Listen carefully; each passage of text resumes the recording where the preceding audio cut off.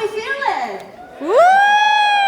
Guys, this is nostalgic. This is one of my most favorite movies of all time. I am so excited for this panel. It's time for Grease. How excited are we? Yeah! Well, I'm gonna ask you one more time. Are we excited for Grease or what? Yay! We'd like to hear. Now we know that Grease is the word, and right now it is an honor to introduce first our pink ladies, starting with Dinah Manoff Woo! and Jamie Donnelly. Let's hear it for Liverpool. Yay!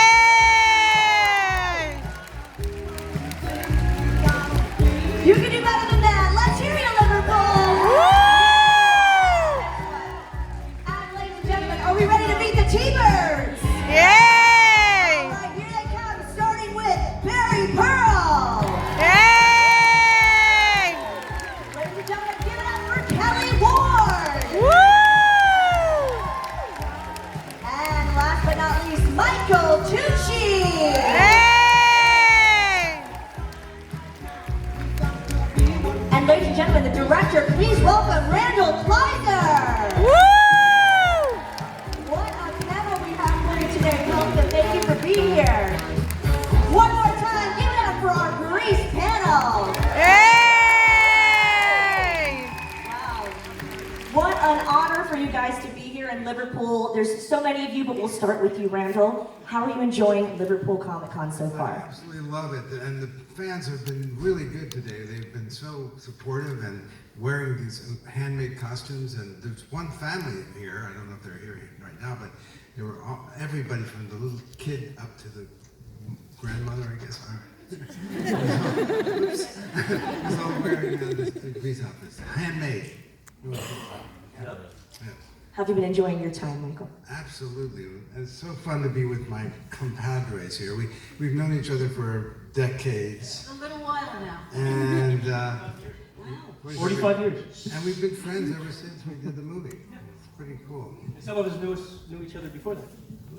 So it's a reunion for us, and it's a reunion for you as well. Yeah. Fantastic. How's Comic Con been for you so far, Mr. Tucci? It's been great. You know, Liverpool, when I heard we were coming here, I said, I gotta take my daughter Kate.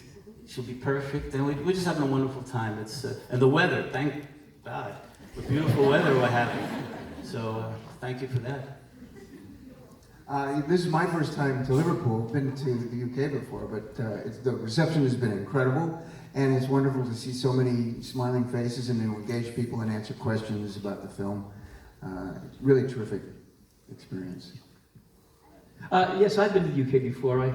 I played Professor Tinkerbutt, Barney the dinosaur, and so we did a full tour of the UK, and I'm having a great time. And of course, I'm a huge Beatles Also fan. the original Oliver, right? Yeah, well, And Mark Lester is here, who did the original movie. yeah, that was fun.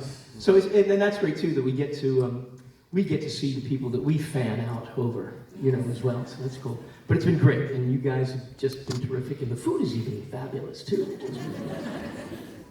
We're having fun, which is what we do to begin with anyway. We are very, when you see all the fun we're having in the movie, we're like that when we're not in the movie too. We're all really close friends, and so for us to be able to do this, because we've never been out of the U.S. I don't think they've ever let us out of the U.S. We've been out of the U.S., but we haven't been out of the U.S. together.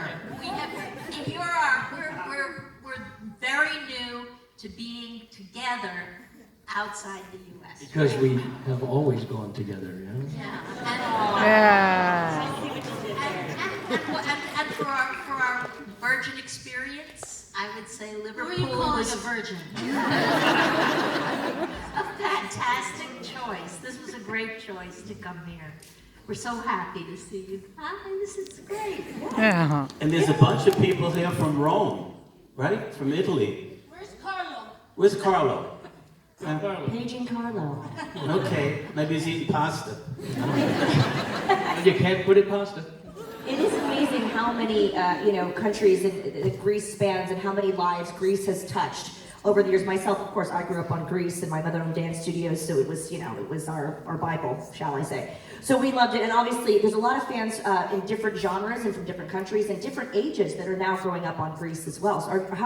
But I have to ask, when you were making the film, did you have any idea it would become such a phenomenon and reach that many people in different ages? We'll start with you, Tom. No, I had no idea. I mean, I just thought it was, I thought it was a lark.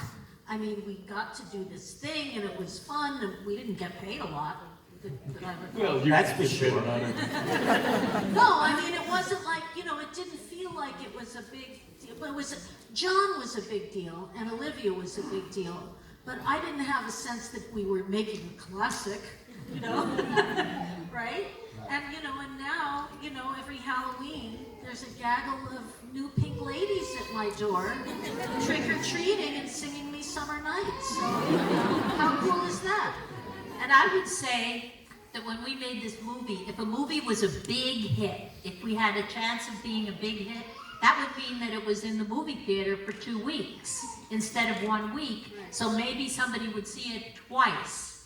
But there was no seeing on TV. There were only 3 channels. So they didn't have movies running on TV. So you didn't see, the only chance was if it ran in a movie theater.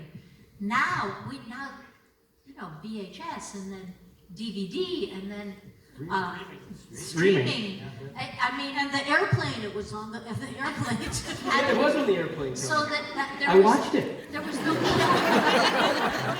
It was wonderful. You enjoyed it, huh? Well, no, I don't think that anyone, any producer, any director, any company has a crystal ball that would suggest this is going to be a big hit. We didn't know, I think, until the 10th anniversary, maybe, that, wow, we really have something here. So I think anybody knows it. You do your best work. Yeah, but right away, the movie was #1 for 36 weeks. My mother saw it 107 times. But I'm just saying, 36 weeks, that's a long time for a movie. But you kind of felt something was going to happen, because with the Broadway show, the minute the curtain went up, everybody knew the characters.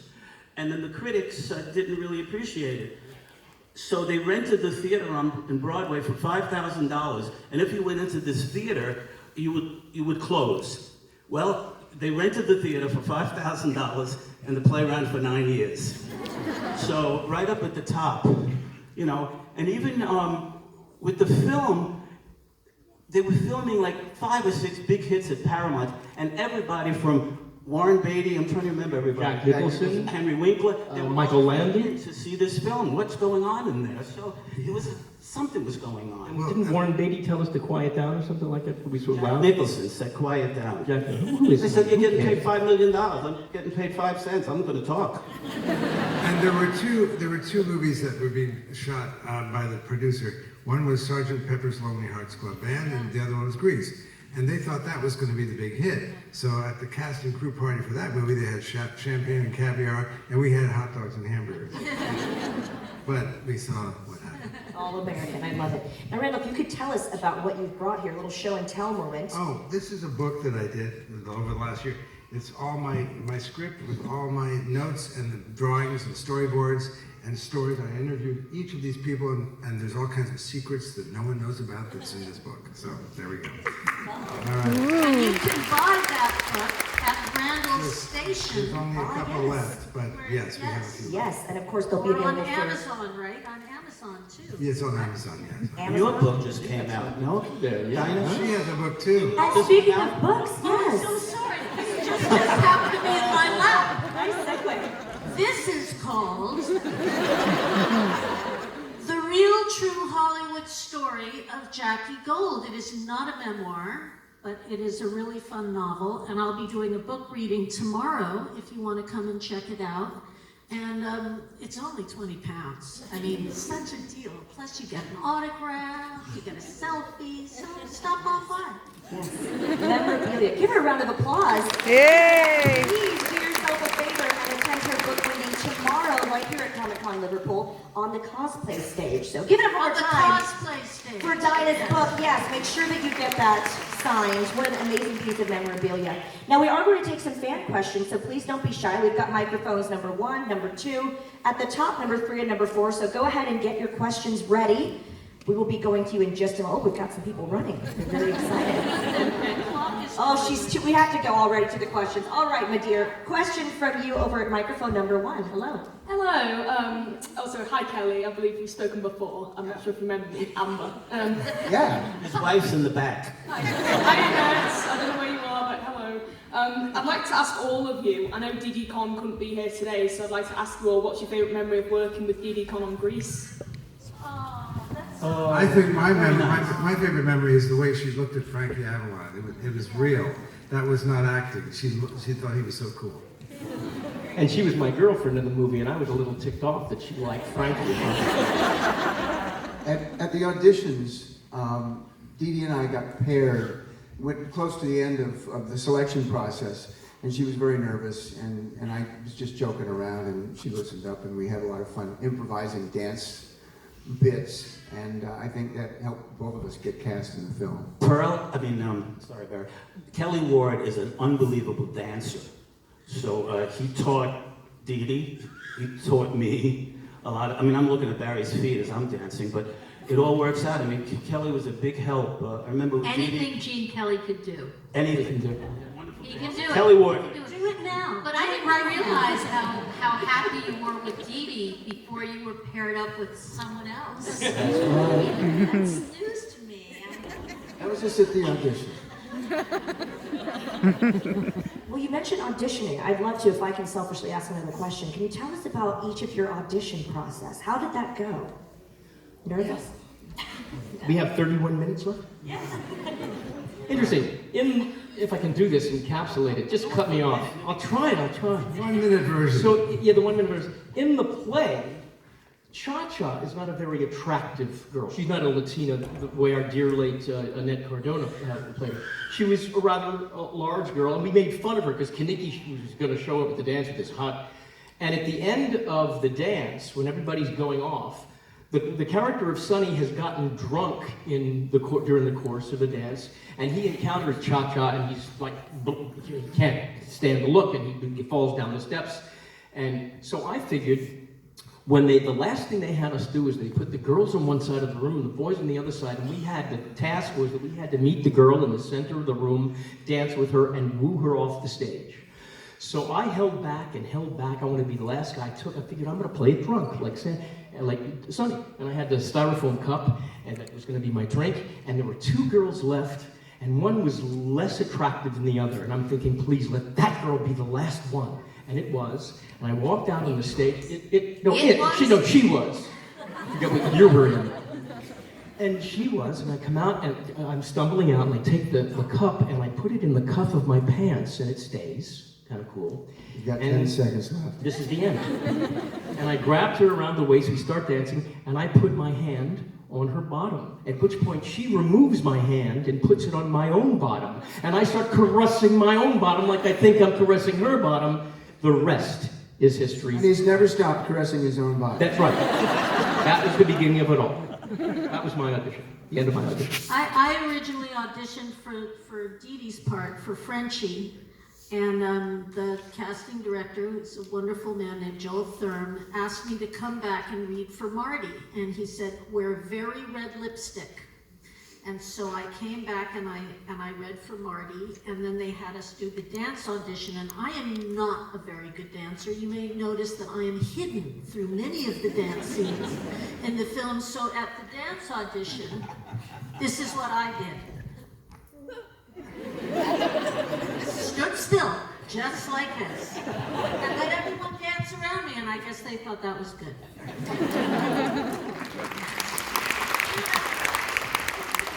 Jamie, you want to go? Well, I don't know if you guys know this, but I did the Broadway show 7 years before, at the beginning of that run, 7 years before they made the movie.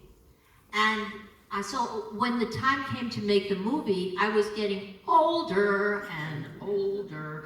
And my manager, who as luck might have it, also managed John Travolta, a few of us, Jeff Conaway. But anyway, he said, Jamie, you gotta go. And I said, I'm never gonna be able to pull that off, because I will tell you the truth, I think I was almost 30 when I was Jan. And so I just thought, this is a sort of a pointless exercise. I will go in. And I remember going in and I said, I know every part. I've already done Jan, maybe something else. And they said, sure, read whatever you want. So I did Rizzo, and I did, everybody. I did every part, and I got the part of Jan. And I think maybe the fact that I was very relaxed, thinking I'll never be getting this, helped me to be a little freer. But you're a great dancer too. Oh, And you know what else about Jamie? You know how Jan's supposed to be kind of a little overweight? The best body I ever, of all of us, she had the best body, but it was hidden under her sweatshirts and padding and everything. Just so you should know, a little secret.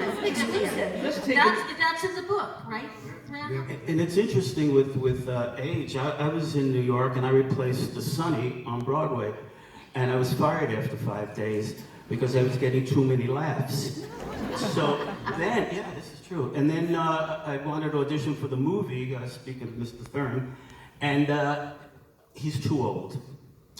Okay, so I left Greece and come to LA to do a play, and opening night, my mother, who's a doll, and my father, who's a doll, are sitting in the audience, and guess who's in back of them? Alan Carr, the producer, and Joel Thurn. And my mother hears something about Grease, and she turns around and she says, my son was in Grease on Broadway. So, and then Alan Carr said, how come I haven't seen him? I want to see every kid that ever did Grease. Bring him in tomorrow, 10 o'clock. I go, I sing, he stands up, Randall's there, the writer, and he looks at me and he said, you're Sonny. And he has $100, take your mother to dinner at Chase's, which is the most expensive restaurant in LA, but we had 2 shrimp cocktails, and guess who was sitting in the other booth? Dean Martin and Don Rickles. And my mother was in heaven. So, I was 37 years old when I played. You never know. Yeah, you never know. 37. I lied, I said I was 38. He never told me he was that old. First time you're hearing this, huh? That's right, it really is. You were not 37. I was born in 1946. How old am I? I'm 76 years old. 76. But no, I'm 72 and I was 27 when I was. So how old was I in the movie? 33. Once you get 70, it doesn't matter. The rest is history, that's right. Great story. And concerning, I gotta say one thing about Dinah. Dinah was the best Marty ever, from Broadway to the movie. She had that behavior, and the minute we met, I was Sonny. And she wanted to stay away. And it was great. It just worked off stage and on. And by the way, today's the 21st, right? A couple of days ago, the 19th of May, I stepped on stage as Sonny, where you May 19th of 1973, 4 years to the day later, May 19th of 1977, we were all cast in the film. We just celebrated our 45th anniversary of being cast on May 19th of this year. But Well, over here, they all want to ask questions. I'm sorry. We've been here to talk all day. Thank you, guys. We've got a question over here, microphone number 2 on the right. Hi there. Hi everyone, you should recognise me anyway because I'm Sandy. Oh, hi, Sandy. Hi. I was just wondering, did it feel like, was it hard work doing the film, or was it all just like loads of crazy fun and you all just had loads of laughs all the time? You answer, Kelly. It was loads of crazy fun. It was 15 weeks of pure party. It was like summer camp every day. Oh, We all fell in love with one another. There were 20 other people that were with us at every day of the shoot. 10 female dancers, 10 male dancers, who all adopted characters and gave themselves names. They were incredible, and they really helped make the atmosphere of the film work. People that you see dancing, for instance, in The Last We Go Together, that do that little dance break, those were our core dancers. They're in every scene of the film. Watch for them and pick them out. And Randall was unbelievable as the director, which all of you will say. He allowed us to do anything we wanted. Ad lib, come up with ideas, do what you want to do, right? That was very helpful because they had been, a lot of them had been on Broadway. They knew where the laughs were because they had done it every night, you know, so they helped me. So do we have another question or do We sure do. We're going to go up here to microphone number 3 up on the top left. Oh, wow. Hi there, I have a question for all of you. My question is, what was your memorable set? What was your memorable scene on set? And what was it like filming the Blue Moon scene? The what scene? On the Blue Moon scene? Here, let's show them, Kelly. The family audience. They weren't fake, let me say that, and they weren't doubles. That's right. That's actually us. Which one did you like the best? Yeah. Kind of got stuck on the end. Yeah, we did. Yeah. Also, your favorite scene, anyone's favorite scene that in The favorite scene. I'll tell you what was the set that was wild to be on was Beauty School Dropout. Oh, that was so crazy. That oh my God. and that I can't say that was all fun. No, it was hard work. It was very work. technical. And it was scary because we're on those steps and it's like a drop right at the side and we're all in To concrete. heels. And those head things. And the head things. And usually we were in, fun shoes to dance around in. But there we were up there, and we were all of a sudden we were playing showgirls, and that wasn't something we would necessarily have been hired for to begin with people who were like showgirls. So that all of that wandering down, doing that stuff, and wearing less than we wore the rest of the time. And so that was, and it was slippery, and they would put, I don't know if you know these things, but if you go like to see a house, a museum, they put these things on your feet that are paper but elastic around them. They put those over them so that everything was so white. Yeah. So we had these dust mops on our feet over the heels, and it was a little intimidating to come walking down looking like we were, floating down when we were actually hoping we weren't going to break our necks. And while you guys were doing that, we were hanging up on the ceiling. We'd always wanted to fly. Well, they had those crazy rigs that weren't like these professional rigs. So the way the weight was distributed, we came down talking like this. And it was very uncomfortable, if you recall. How many days, Jane, to do that scene? How many days? Was it 1 or 2? Just 2? Maybe, maybe 1. Yeah, because we only did the flying I think it was scene 1 day. time. That was all done in 1 day. Shot in 1 day. My favorite scene to shoot was the scene outside Frenchie's house, where we're all in the car, we're all kind of drinking beer and having fun and squirreling around, because by that point in the film, we'd gotten used to improvising a lot of what we did, and almost everything you see there was lightly scripted, but it's pretty much just fresh takes, first takes, and whatever happened, Randall went with. If there was a mistake and he liked it and laughed, it stays in the film. Yeah. And my favorite scene was the slumber party for the same reason, because we were having such a blast.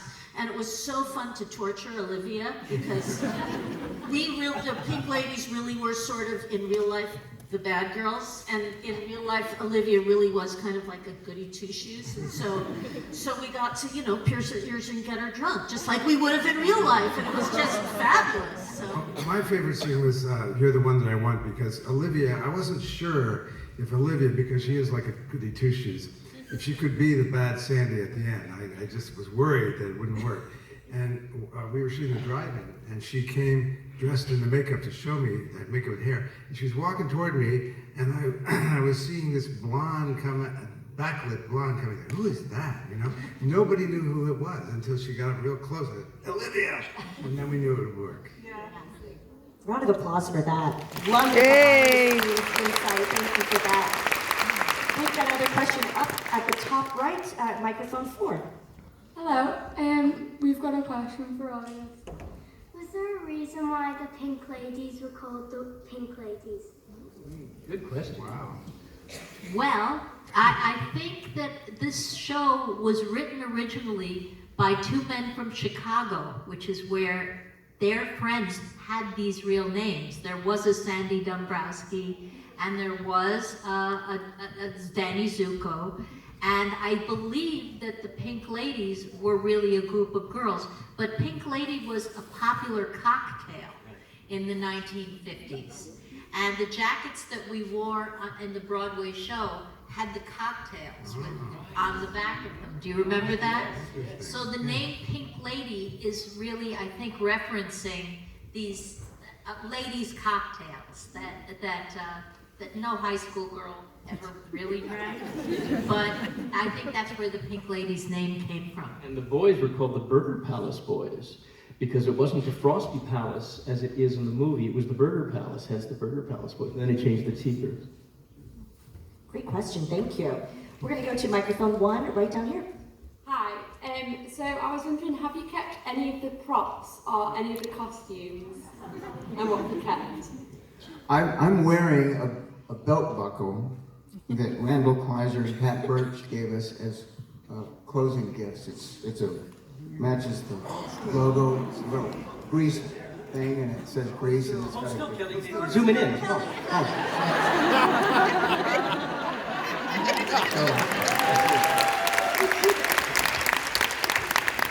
So the answer is yes. And during the promotional period, Dinah and I actually went out on the road together to promote it. You went out by with Jamie, and you went out by yourself, and she went out by herself, I think. Anyhow, I went to the costume department, and I got my jacket, I got the pants, the jeans, and the squirt gun. And I still have my jacket. The squirt gun, I think, was taken from me, but I still have the jacket and the sneakers that I often, during these autograph signing shows, exhibit, but I couldn't bring it with me this time. So, I got nothing. I got nothing. Dee Dee got her jacket. Dee Dee kept everything. She got everything. She was so smart. She kept everything. She like knew. I was like, that's over. Let's on to the next thing. I asked, but they said we have to hold on to all this because there may be reshoots. Or a sequel. I That's right. I took my jacket, and my niece, Karina, had a boyfriend who was Italian, and he was cute, and I gave it to him. They split up 3 weeks later. Yeah. I think he's a senator now. We've got a question here at microphone number 2. Hi. If you had the opportunity, would you play another character? Would we do what? Would you play a different character other than your own? Is that right? Sandy. I would like to play Sandy. My answer would be no, because of the T-Birds, or Burger Palace Boys, Putsy is original to the movie. There is no Putsy in the play. Right. In fact, in the play, it's Duty is that character, and the Duty that you see is really the Sonny from the movie. No, the Sonny is Roger, and the Duty is. It's very confusing. It really is. You have to see the play, and you'll completely get more confused. No. Are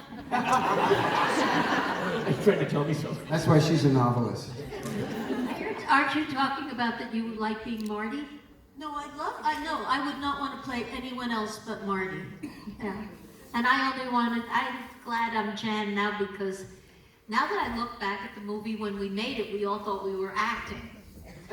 And now that I actually know who we turned out to be as human beings, we're just like these characters. Exactly. Nobody was, we thought we were acting, we were working our craft, but we really were just these goofballs that we really are in real life, and with the same kind of relationships. And I really am kind of more like Jan than anybody else, I guess. Does anybody have a Twinkie? But you're not fat. Got another question up at number 3, top left. Hiya. Hi, I was just wondering if at the sleepover, what was your favourite part shooting? And this is for Jamie. Could you sing the song you sang? Yay! Just do it? Okay, I'll stand up. Good camera person here. Okay, so it goes kind of like this. Bracha, bracha, bracha, with the new arcana, with the brand new flavor of Sprite tea, germs fast, fast, you sure are right. Arcana for your Dinah throw the pillow.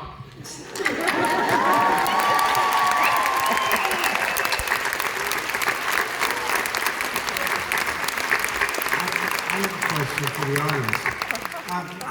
Tonight we're having a sold-out screening. I wanted, are any of you, do any of you have tickets? Oh. Yeah, two people do. Okay, all right, just one people. All right, Oh, a whole bunch of people. We'll That's see The you there. sing-along as well, you said, right? Yes, and unfortunately it's sold out, but I just thought maybe some of these people would be there. Yes. Okay. Ladies, you'll probably recognize our next questions right over here from this beautiful pink lady. Give her a round of applause. She looks amazing. Rizzo, where you been? Oh, Betty.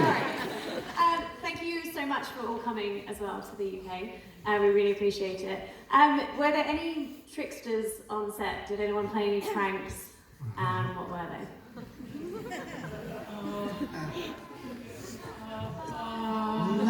I feel like that's the... I don't know if we did any. I mean, No, actually, the truth is, we were encouraged to play and trick in rehearsal by Randall. We said, the scene doesn't seem to be working as written. Why don't we go over here and let's restage it, rehearse it differently. You guys throw in what you want. And that's where the play and improv happened, and the trickery, if there was some, occurred. I know when we saw that happen, we saw the scene in the bedroom with the girls evolve and watch that. It was brilliant between Randall and Pat. So it all happened rather deliberately. We were directed. and we also had, this kind of relates, but there was an element, a bit of an homage to the Three Stooges. Randall is a huge Three Stooges fan, as am I. And we kind of put our heads together and thought, well, maybe Duty, Sonny, and Putsy were that way. And then you ordered some films from Columbia? Was it Columbia? Yes, and actually, you guys know how to do it still, don't you? Oh, I think we do. We'll practice for tonight. Anybody want to see the I'll make a movie? mistake. Michael's a work in progress with this. So, and those of you who are going to see the thing tonight, this is kind of like we did. So, Randall let us improvise. I mean, you remember in the campfire, the bonfire scene? Well, we did something like this.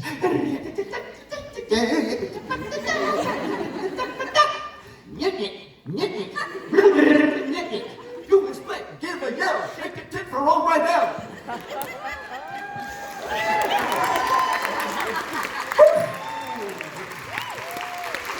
Guys. Yay! Guys, be cool. That's better.